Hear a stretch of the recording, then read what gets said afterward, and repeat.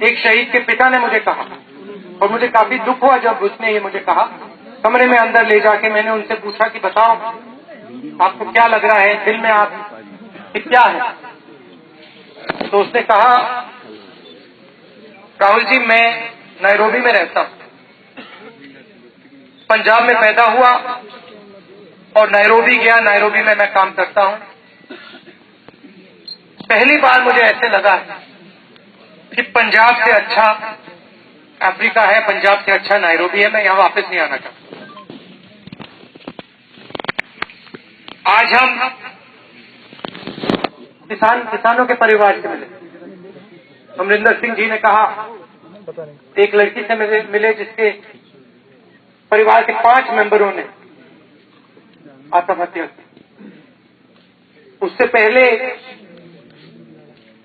हम एक और परिवार के यहां गए। मैंने उनसे पूछा कितना कर्जा है आप? 6 लाख रुपए। सरकार ने आपकी मदद की, कुछ कॉम्पेंसेशन मिला? 1 रुपया नहीं मिला। अब बाकी प्रदेशों में मैं जा रहा हूं, कर्नाटक से आया, कुछ ही दिन पहले मेरा कर्नाटक में दौरा था, वहां भी किसानों ने आत्महत्या की। मुझे ऐसा कोई किसान नहीं मिला, कोई परिवार नहीं मिला जिसने ये जवाब मुझे दिया कि भाई कॉम्पेंसेशन हमें बिल्कुल मिली ही नहीं। और इस प्रदेश को किसान बनाता है। रोज आप अपना खून पसीना देते हो। खेत में आज गया, कॉटन का खेत था, बिल्कुल बर्बाद पड़ा हुआ। किसान मुझे बस समझा रहे थे कि इसमें बीज भी गलत मिल गया, दवाई भी गलत मिल गई, पूरा का पूरा पैसा हमारा चला गया, डूब गया। अभी मैं जब चल रहा था, एक युवा मेरे पास आया, वो मुझे बता रहा था कि पंजाब एक ऐसा प्रदेश है जहां हर एक चीज को एक परिवार ने कंट्रोल कर दिया। चाहे वो शिक्षा हो, वो खड़ा हुआ है देखिए गुरप्रीत, चाहे वो शिक्षा हो, खेती हो, बीज हो, पानी हो, बिजली हो, सबका सब एक परिवार ने कंट्रोल करके रख रखा है। और आजकल वो आपके बीच में भी नहीं आ पा रहे। मैं यहां इसलिए आया, आपके दुख समझने को आया, जो यहां गुरु ग्रंथ साहिब जी के साथ हुआ। जिन लोगों पे गोली चली, उनके लिए आया, किसानों के लिए आया, और कांग्रेस पार्टी को एक साथ खड़ा करने के लिए आया।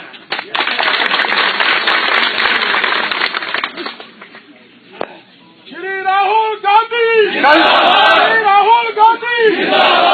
कल जब मैं शहीदों के घर गया तो उन्होंने मुझसे कहा, मैंने उनसे पूछा इंक्वायरी शुरू हुई, कार्रवाई शुरू हुई, जिन्होंने ये गोली चलाई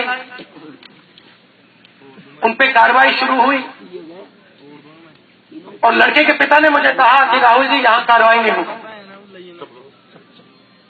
पंजाब में हमें न्याय नहीं मिल सकता।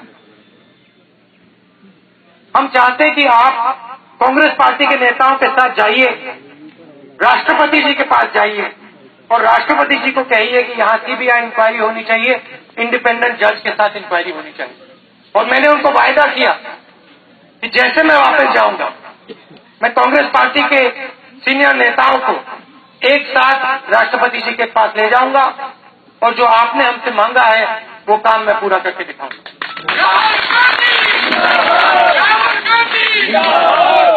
आपने, पंजाब ने देश को भोजन दिया, ग्रीन रेवोल्यूशन दिया, और आपने 10 साल के लिए पंजाब को प्रधानमंत्री भी दिया। भाजपा जी ने बात बोली थी कि 11 महीने बाद मोदी जी मनमोहन सिंह जी से मिले।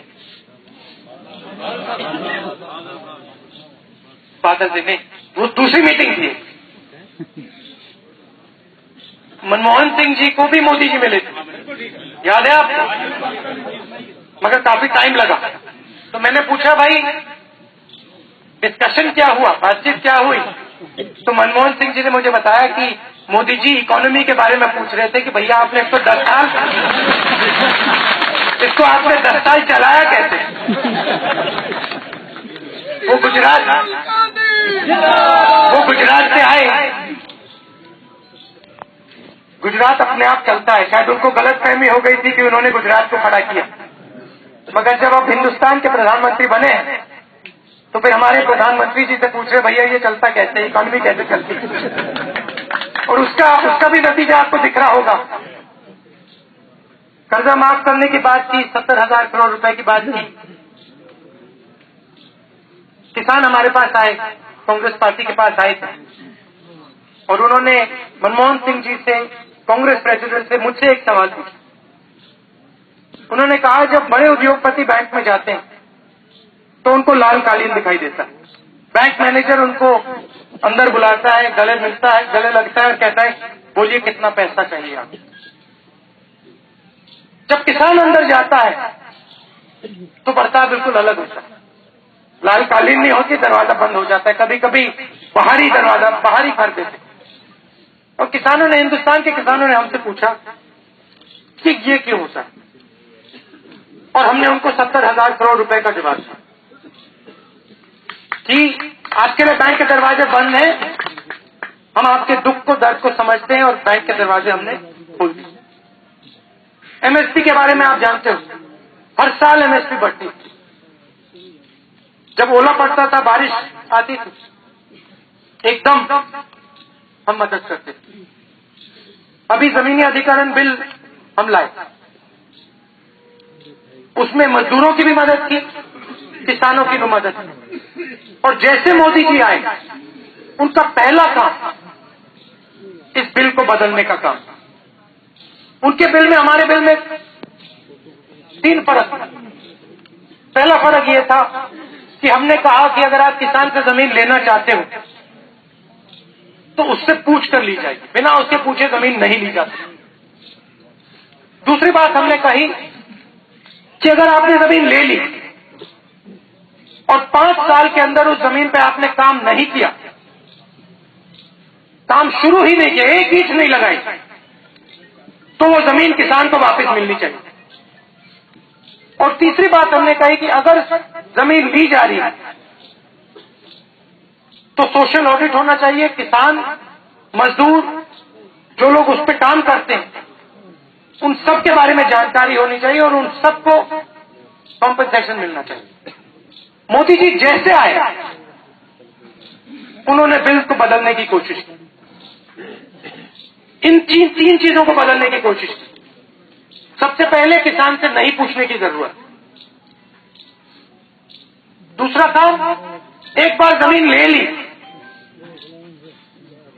तो काम उस पर शुरू हो ना हो, 5 साल बाद हो, 10 साल बाद हो, 30 साल बाद हो, 50 साल बाद हो, कोई फर्क नहीं पड़ता, जमीन किसान को वापस नहीं मिलेगी। और तीसरी बात, सोशल ऑडिट नहीं हो।